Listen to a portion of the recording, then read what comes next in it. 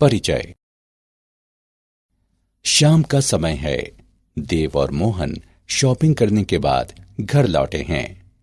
मोहन ने पंखे और बल्ब का स्विच ऑन किया। जैसे ही उसने देखा कि 2 बल्ब ऑन हो गए हैं, उसने एक बल्ब को ऑफ कर दिया। देव इसे सावधानी से देख रहा था और कुछ सोच रहा था।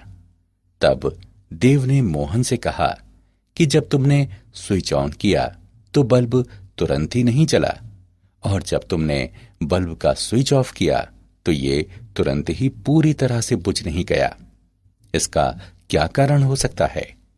मोहन ने उसे बताया कि ऐसा धारा के प्रेरण के कारण होता है। प्रेरित धारा सदैव परिवर्तन का प्रतिरोध करती है। जब बल्ब को ऑन किया जाता है तो एक प्रेरित धारा बन जाती है जो इसे ऑफ बनाए रखने का प्रयास करती है। इसी प्रकार जब बल्ब ऑफ किया जाता है तो एक प्रेरित धारा बन जाती है जो इसे ऑन बनाए रखने का प्रयास करती है। इसलिए बल्ब तुरंत ही जलता और बुझता नहीं है। छात्रों, वैद्युत चुंबकीय प्रेरण हमारे चारों ओर हर कहीं पाया जाता है।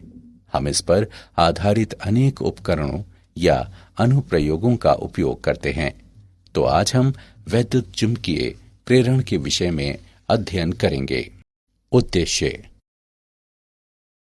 इस पाठ के अंत में आप निम्न करने में सक्षम हो जाएंगे: वैद्युत चुंबकीय प्रेरण को परिभाषित करना, फैराडे एवं हेनरी के प्रयोगों को समझना, चुंबकीय फ्लक्स को परिभाषित करना, फैराडे के प्रेरण के नियम को समझना, लेंज का नियम तथा ऊर्जा का संरक्षण नियम को समझना, गतिक विद्युत वाहक बल तथा ऊर्जा दृष्टि को परिभाषित करना, भंवर धाराओं को परिभाषित करना, अन्योन्य प्रेरकत्व तथा स्वप्रेरकत्व की गणना करना, प्रत्यावर्ती धारा जनित्र का विवेचन करना।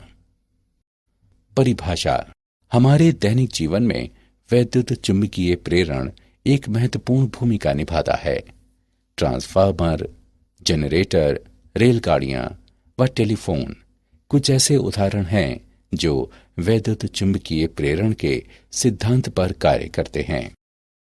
चुंबकीय क्षेत्र परिवर्तित करते हुए परिपथ में विद्युत धारा उत्पन्न की जा सकती है। कुंडली में धारा परिवर्तनशील चुंबकीय क्षेत्र उत्पन्न करती है, प्रेरित धारा कहलाती है और कुंडली में प्रेरित ईएमएफ द्वारा स्थापित मानी जाती है। चुंबकीय क्षेत्र की सहायता से प्रेरित ईएमएफ उत्पन्न करने की परिघटना है वैद्युत चुंबकीय प्रेरण कहलाती है। फैराडे तथा हेनरी के प्रयोग।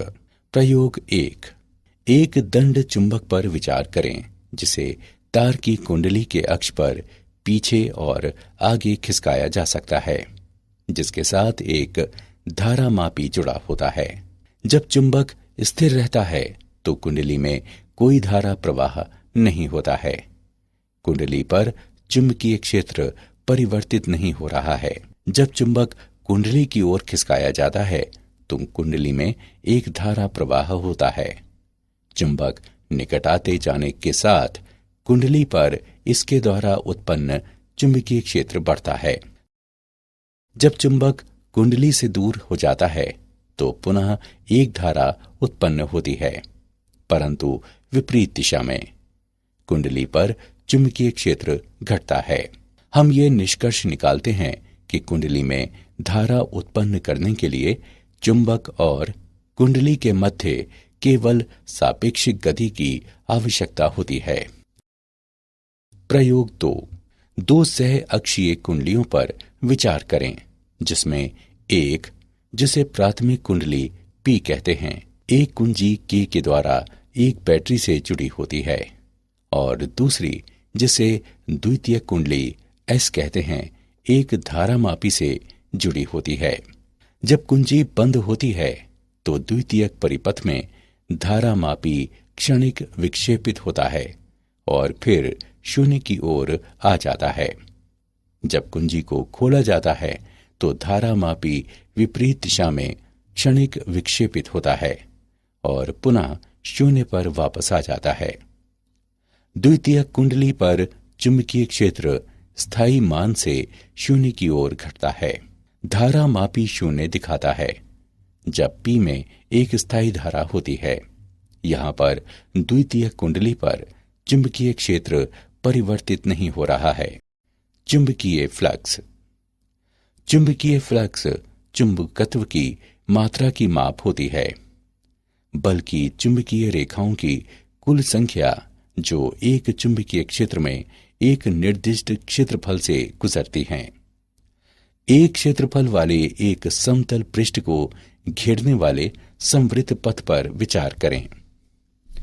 यदि एक समान चुंबकीय क्षेत्र B समतल पृष्ठ के अभिलंब क्रिया करता है तो क्षेत्रफल A से चुंबकीय फ्लक्स B और A का गुणनफल होगा।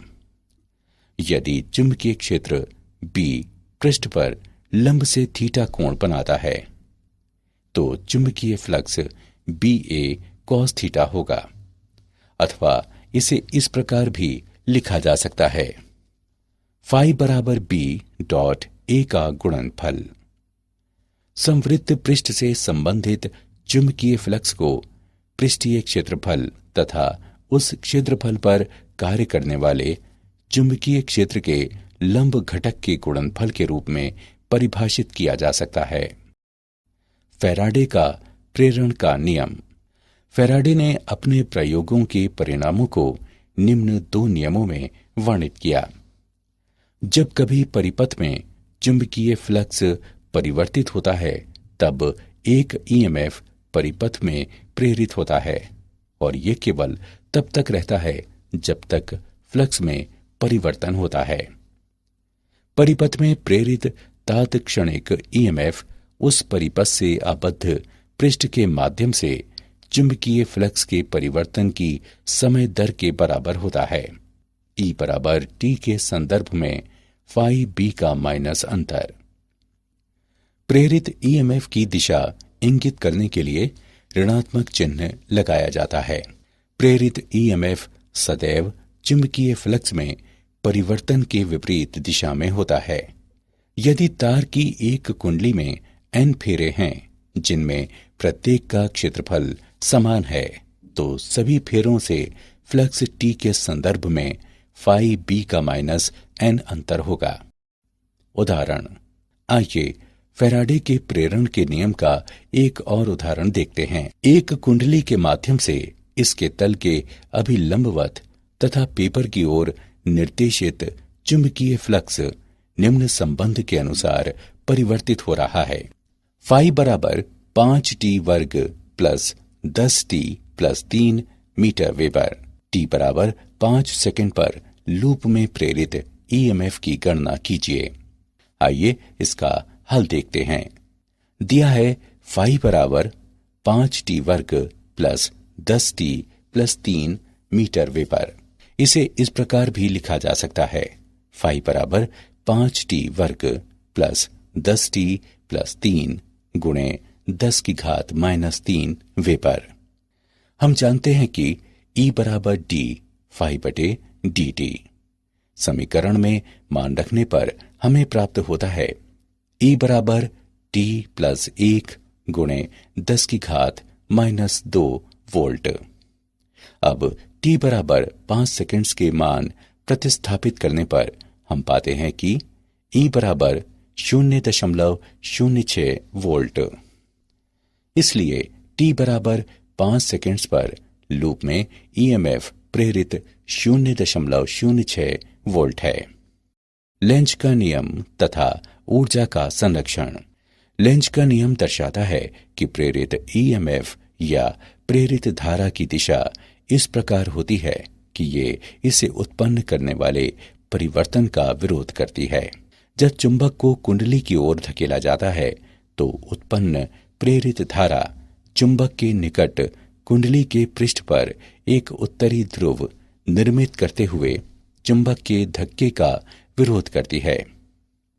जब चुंबक को कुंडली से दूर खींचा जाता है तो उत्पन्न प्रेरित धारा चुंबक के निकट कुंडली के पृष्ठ पर एक दक्षिणी ध्रुव निर्मित करते हुए चुंबक के खिंचाव का विरोध करती है।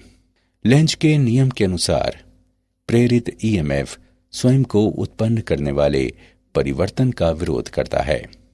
हम चुंबकीय फ्लक्स में परिवर्तन उत्पन्न करने के लिए यांत्रिक कार्य करते हैं, इसलिए यहाँ यांत्रिक ऊर्जा का परिवर्तन विद्युत ऊर्जा के रूप में होता है। अतः लेंज का नियम ऊर्जा संरक्षण के नियम का पालन करता है। गतिक विद्युत वाहक बल। किसी एक समान काल स्वतंत्र चुंबकीय क्षेत्र में एक गतिमान ऋजु चालक पर विचार करें। माना कि एक आयताकार चालक PQRS है, जिसमें चालक PQ गति करने के लिए स्वतंत्र है। छड़ PQ को नियत वेग V से चलाया जाता है। ये एक समान चुंबकीय क्षेत्र B में स्थित है, जो इस निकाय के तल के अभिलंबवत है। यदि लंबाई RQ बराबर X और RS बराबर L, तो लूप PQRS से घिरा चुंबकीय फ्लक्स फाई BLX होगा। लेकिन X समय के साथ परिवर्तित हो रहा है, इसलिए फ्लक्स के परिवर्तन की दर एक EMF प्रेरित करेगी, जिसका मान समय के संदर्भ में BLX का माइनस अंतर होगा, जो बराबर BLV है। यह प्रेरित EMF BLV गतिक EMF भी कहलाता है। तो हम एक समान चुंबकीय क्षेत्र के अंदर चालक को गतिमान करते हुए प्रेरित EMF उत्पन्न कर सकते हैं। ऊर्जा दृष्टि। माना कि R आयताकार चालक की चलभुजा PQ का प्रतिरोध है। आयताकार लूप का समग्र प्रतिरोध R है और ये PQ की गति से परिवर्तित नहीं होता है। लूप में धारा I का मान E/R है, जो BLV बटे R के बराबर है।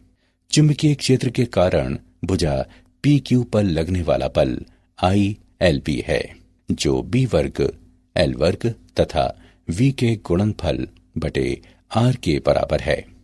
भुजा PQ को नियत चाल V से धकेलने के लिए आवश्यक शक्ति B वर्ग L वर्ग तथा V वर्ग के गुणनफल बटे R के बराबर होगी। अतः भुजा PQ को गतिमान करने के लिए आवश्यक यांत्रिक ऊर्जा को विद्युत ऊर्जा और फिर ऊष्मीय ऊर्जा में बदला जाता है। भंवर धाराएं। भंवर धाराएं किसी स्थूल चालक में प्रेरित धाराओं के रूप में परिभाषित की जाती हैं, जब चालक को परिवर्तनशील चुंबकीय क्षेत्र में रखा जाता है। संतत परिवर्तनशील चुंबकीय क्षेत्र में रखे एक चालक पर विचार करें। चालक से जुड़े चुंबकीय फ्लक्स के संतत परिवर्तन के कारण प्रेरित धारा चालक में उत्पन्न होती है। इन धाराओं का पथ वृत्ताकार माना जाता है और इनकी दिशा लेंज के नियम के अनुसार निर्धारित की जाती है।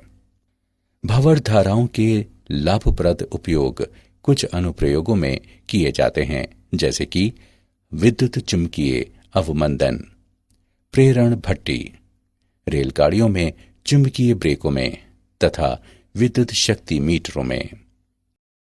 मूल्यांकन। आगे बढ़ने से पहले आइए देखें कि आपने कितना सीखा। सही विकल्प को उठाकर उसके संगत स्थान पर रखें। अन्योन्य प्रेरकत्व। वह परिघटना जिसमें एक परिपथ में परिवर्तनशील धारा अन्य परिपथ में एक EMF प्रेरित करती है, पारस्परिक प्रेरकत्व कहलाती है। आइए दो लंबी समाक्षीय परिनालिकाओं पर विचार करें, जिसमें से प्रत्येक की लंबाई L है। आंतरिक परिनालिका S1 की त्रिज्या R1 है, जिस पर प्रति इकाई लंबाई फेरों की संख्या N1 है, जबकि बाह्य परिनालिका S2 की त्रिज्या R2 है, जिस पर प्रति इकाई लंबाई फेरों की संख्या N2 है। B1 बराबर म्यू नॉट N1 और I1 का गुणनफल। S2 के एक फेरे में चुंबकीय फ्लक्स म्यू नॉट N1 पाई R1 वर्ग I1 है। फेरों की कुल N2L संख्या वाली परिनालिका S2 में फ्लक्स बंधता μ0 N1 N2L पाई R1 वर्ग I1 है। परिपथ 1 के संदर्भ में परिपथ 2 का M21 μ0 N1 N2L पाई R1 वर्ग है। इसी प्रकार हम M12 के मान की गणना कर सकते हैं और ये μ0 N1 N2L पाई R1 वर्ग है। उपरोक्त दोनों समीकरणों से हम कह सकते हैं कि M12 बराबर M21 बराबर M तथा M का मान μ0 N1 N2L पाई R1 वर्ग है। स्वप्रेरकत्व वह परिघटना जिसमें एक परिपथ में परिवर्तनशील धारा उसी परिपथ में एक EMF प्रेरित करती है, स्वप्रेरकत्व कहलाती है। लेंज के नियम के अनुसार स्वप्रेरकत्व का EMF परिपथ में धारा में किसी परिवर्तन का सदैव विरोध करता है और इसलिए इसे सामान्यतः विरोधी EMF कहा जाता है। एक कुंडली से गुजरने वाला कुल चुंबकीय फ्लक्स चुंबकीय क्षेत्र के समानुपाती होता है, जो कुंडली में धारा I के समानुपाती होता है। फाई बराबर L तथा I का गुणनफल।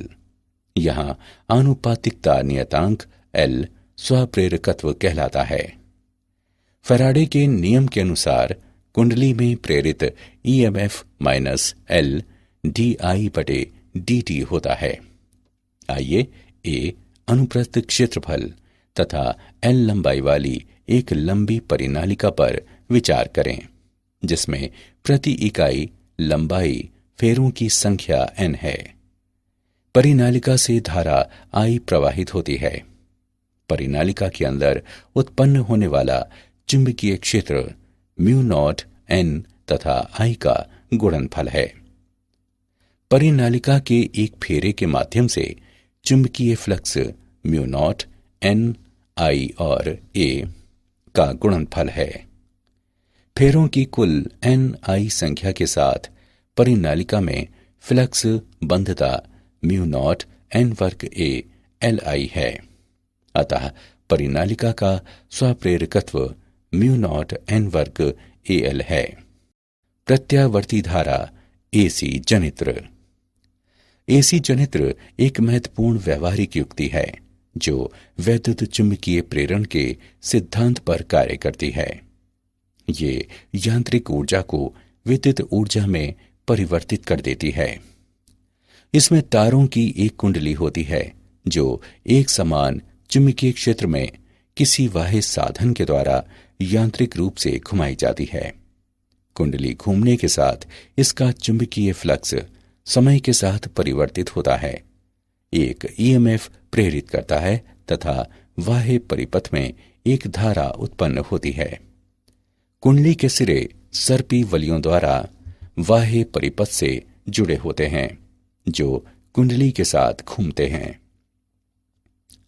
प्रत्येक वलय एक स्थैतिक कार्बन ब्रश के सापेक्ष खिसकता है, जिससे बाह्य परिपथ जुड़ा रहता है।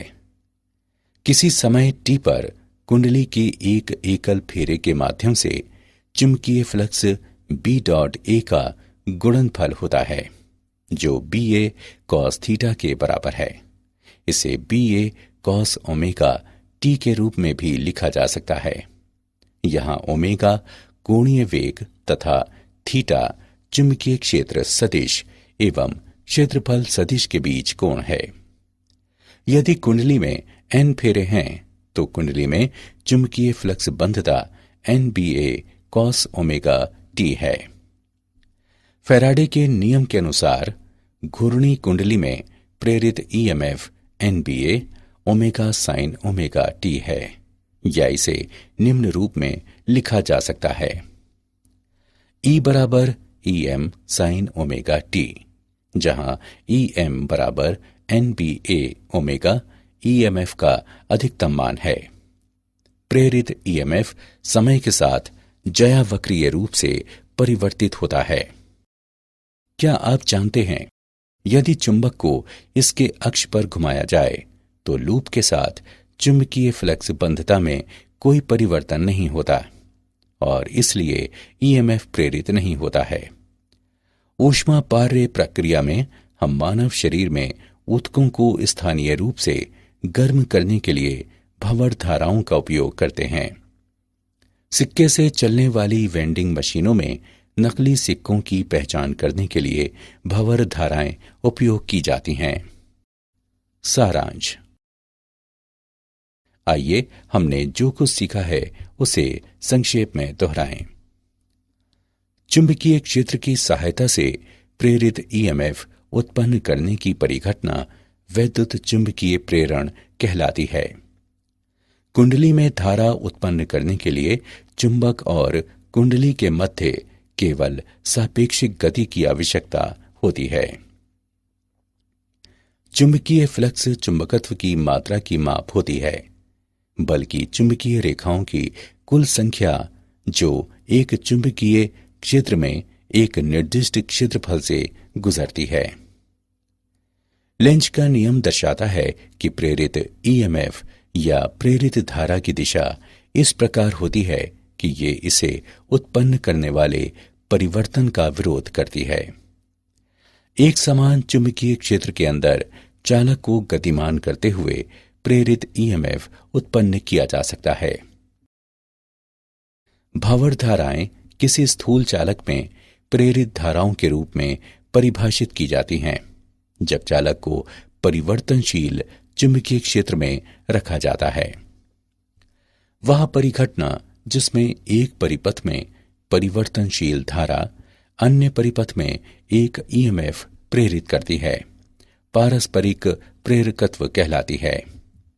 वह परिघटना जिसमें एक परिपथ में परिवर्तनशील धारा उसी परिपथ में एक ईएमएफ प्रेरित करती है, स्वप्रेरकत्व कहलाती है।